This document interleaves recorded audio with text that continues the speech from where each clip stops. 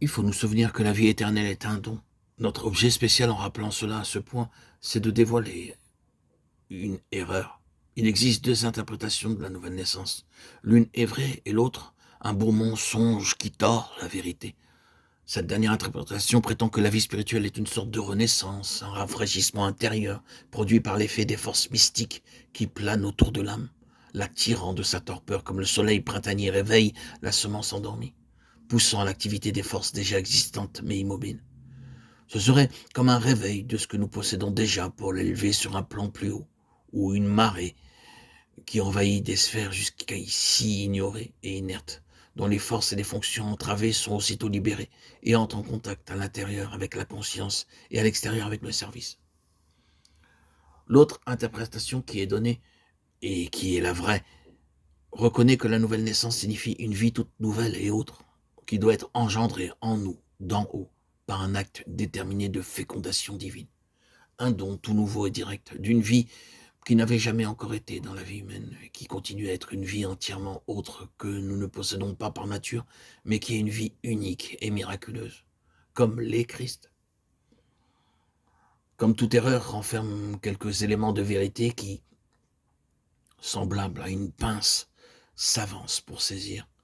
Ainsi, celle que nous venons de mentionner se sert du fait qu'elle ne distingue pas entre trois choses. Premièrement, l'âme, deuxièmement, l'esprit, troisièmement, la vie éternelle. La vie éternelle fait sortir l'esprit de la mort et fortifie l'âme. Mais ni l'âme ni l'esprit n'ont de valeur pour Dieu en ce qui concerne la destinée que Dieu a voulu pour l'homme. Sans la vie éternelle entièrement autre, cette vie, c'est Dieu lui-même, en Christ, par le Saint-Esprit. Le Saint-Esprit est l'esprit de vie. Romains 8, 2. Et la vie divine, alors même qu'elle est donnée aux croyants pour demeurer en lui, reste encore liée à la personne divine. Dieu nous a donné la vie éternelle, et cette vie est dans son Fils, 1 Jean 5, 11.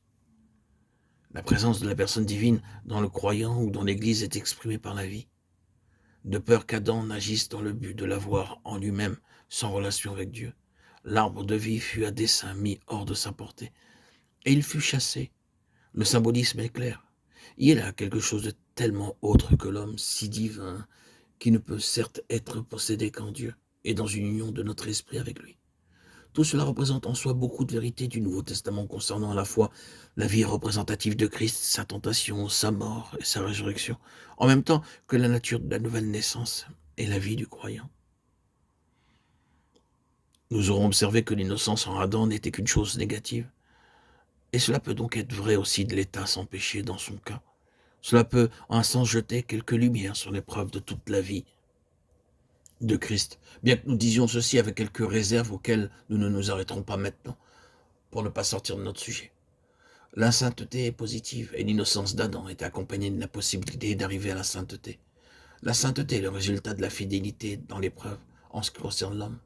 Il peut entrer innocent dans l'épreuve, mais l'essence même de l'épreuve, c'est la possibilité de choisir entre deux voies, la sienne en propre et celle de Dieu. La foi, l'obéissance, la loyauté envers Dieu, la résistance au mal en ayant recours à Dieu amèneront un état positif qui sera quelque chose de plus que l'innocence. Et le fait de ne pas avoir péché vend cette expérience. La faculté qui gouverne et dirige en cela, c'est l'esprit. C'est pourquoi l'issue sera ou bien la sainteté spirituelle ou bien la perversité spirituelle. Chacune des deux issues représente une relation soit avec Dieu, le Saint-Esprit, soit avec Satan et les esprits mauvais. C'est en cela que nous voyons le résultat de l'épreuve et de la chute d'Adam.